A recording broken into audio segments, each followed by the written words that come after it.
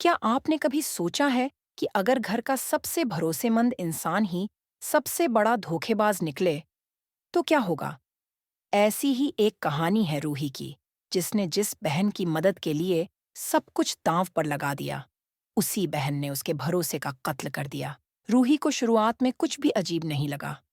अग्नि की आंखों की रोशनी चली गई थी। कम से कम यही सबको बताया गया था। घर में हर कोई अग्नि की मदद कर रहा था। नहार तो जैसे अग्नि के लिए सब कुछ छोड़ बैठा था। लेकिन फिर एक दिन कुछ ऐसा हुआ जिसने रूही के मन में शक की चिंगारी जला दी। वो रात को रसोई में पानी लेने गई थी। तभी उसने देखा कि अग्नि, जो दिन में एक एक कदम संभाल कर चलती थी, अब सीधे बिना किसी सहारे के अपने कमरे में जा रही थी। वो भी पूरे आत्मविश्वास से। रूही कुछ कह नहीं पाई, लेकिन उसका शक गहराता गया। और जैसे ही घर में नहार के पैसे चोरी होने का मामला उठा, रूही समझ गई कि यह कोई छोटी बात नहीं है। उसने ध्यान से सब कुछ देखा, सुना, और फिर उसे वो सबूत मिल ही गया जो उसके शक को यकीन में बदल देता।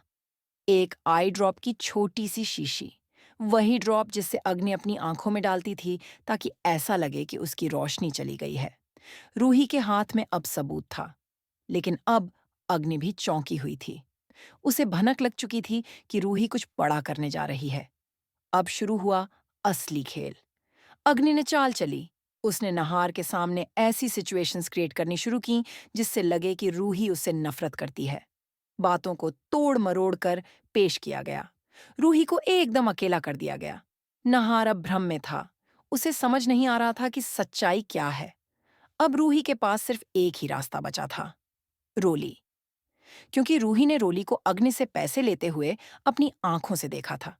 रूही ने रोली को सामने लाने की ठान ली, और जब रोली मना करने लगी, तो रूही ने भी आखिरी हथियार निकाल लिया, धमकी।